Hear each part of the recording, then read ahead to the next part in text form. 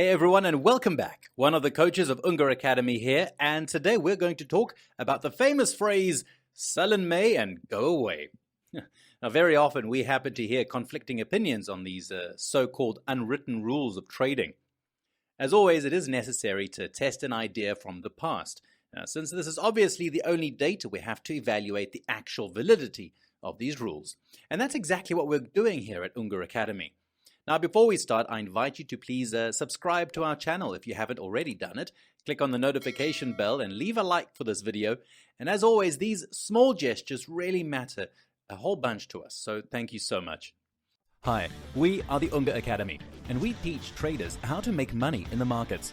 Our founder, Andrea Unga, had been struggling with trading for years until he developed his automated trading method, which he used to become the only 4-time world trading champion. Subscribe to our channel for free tips and tricks. Now, a lot is said about the famous phrase, sell in May and go away, but what does this phrase really mean? And also, does it really work, as so many say, or is it just one of the many stories that are peddled to us, common retail traders?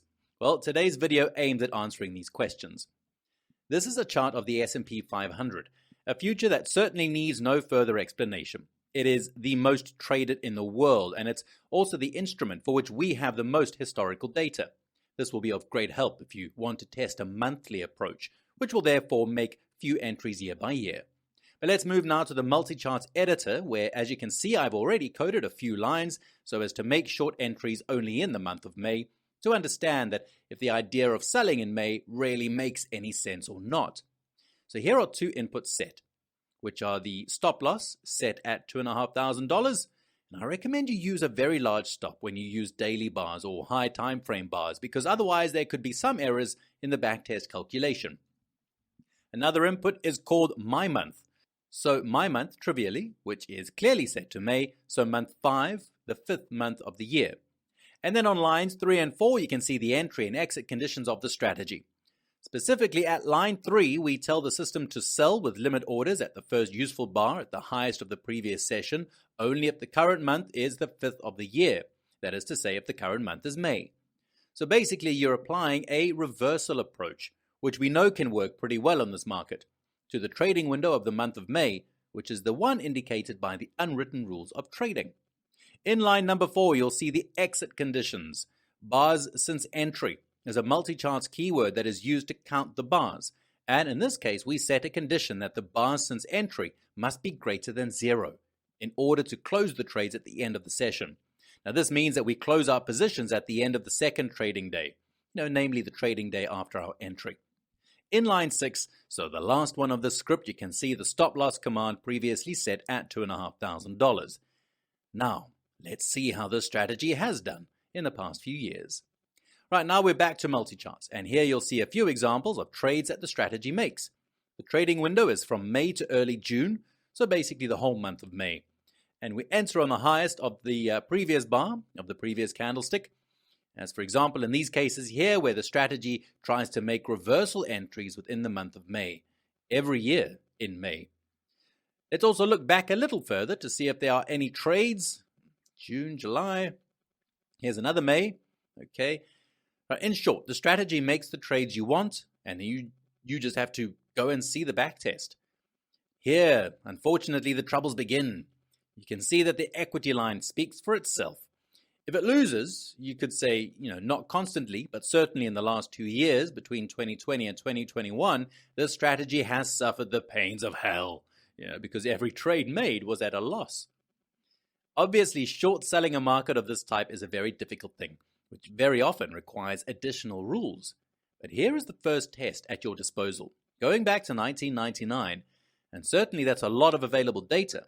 As you can see, in the first 15 years, the strategy was still in profit, even though with a very bad equity. And then it just, simply started to lose. So let's try to modify the script and reverse the entry orders, maybe using trend-following entries instead of reversal entries in the month of May. It could be more rewarding. To do so, we can go back to the editor, and this will be very simple. In this case, we're going to sell on the lowest of the previous bar, so we simply have to change the function from highest to lowest. So it's calculated on the lowest, of course. And we also change the order type, which will be stop instead of limit. So let's compile the strategy and see what results it produces. And lo and behold, these are the results, which, as you can see, persist along the same lines, if not worse.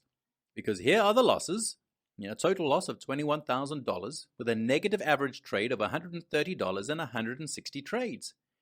So, it really seems that trading this market with short positions doesn't work at all. But what if we interpret this sell in May in a different way? Maybe in this case, to sell doesn't mean going short and exploiting the downward movements of this market, but rather to close the long trades before the beginning of May. So let's make this test and see whether the results are more satisfactory. So back to the Power Language editor we go, and in this case we're going to create a strategy that trades only long positions, so it's opposite to the previous one. And here are the inputs that we need: the stop loss, the initial 2 months in which the strategy trades, and the maximum number of days to stay in the market. Again, the conditions of the strategy are written in lines 3 and 4. So we've got 2 trading windows, which are this one from March to May, and another one that goes from October to December. So after the summer months that are generally the most downward, and obviously May itself. We'll buy at the lowest of the previous bar with limit orders, and after at most 3 days we close the positions. In this case too, I added a stop loss of $2,500.